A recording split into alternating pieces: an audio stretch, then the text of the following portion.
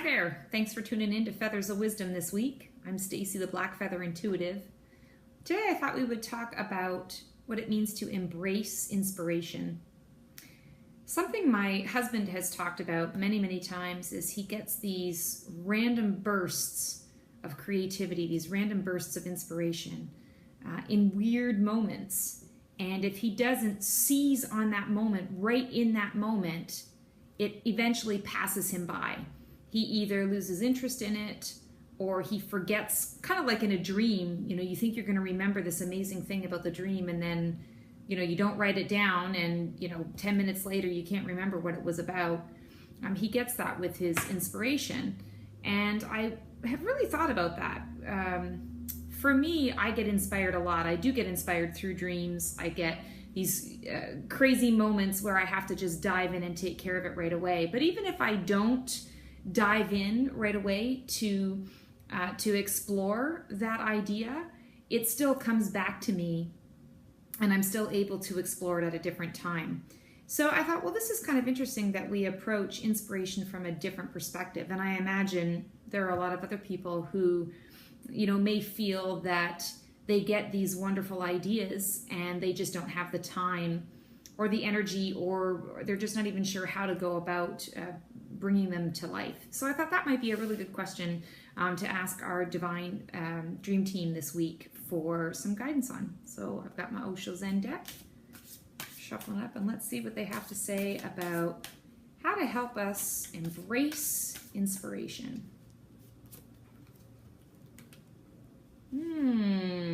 Excellent card. Very apropos for what we're talking about. So this card is postponement. I love this card. It can be seen in a couple of different ways. On one hand, you see this woman looking into, she's in sort of a gray background. Her life is gray, and she's looking into a picture. And she's saying, oh, I wish I could be a part of that picture. I wish I could be a part of that, those, the beautiful colors in the meadow, and I wish that was my life. And on the other hand, you can look at this picture as she is the color. She is looking at the dream that she's working towards, but she's getting the message to postpone it, to give, to take a break and wait. All good things come to those who wait, as they say. In this situation, and in this case, what we're talking about with embracing inspiration, I feel very much so that they are saying you need to seize the moment. And sometimes that's really hard to do. In the case of my husband, as I was explaining, sometimes he gets these creative bursts in the middle of work. Well, he can't exactly stop in the middle of work, to do something that's not work related. But perhaps what he could do is jot down his ideas, stop for a moment and jot down the ideas that he has, take some steps towards it, maybe do a little bit of research or make a phone call towards that, so that at least you're keeping the fires burning, so that when you do have the, after work, after hours, after work, that's something that you can go to because you've already put a couple of steps forward, taken a foot forward and moved in the direction of that inspiration. So the feeling here, the message here really is about don't postpone.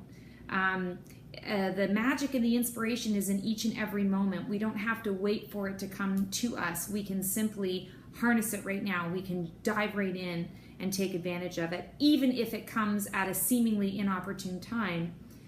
Nothing really ever comes at an inopportune time. You're given that inspiration, you're given that idea or that creative burst in that moment for a reason.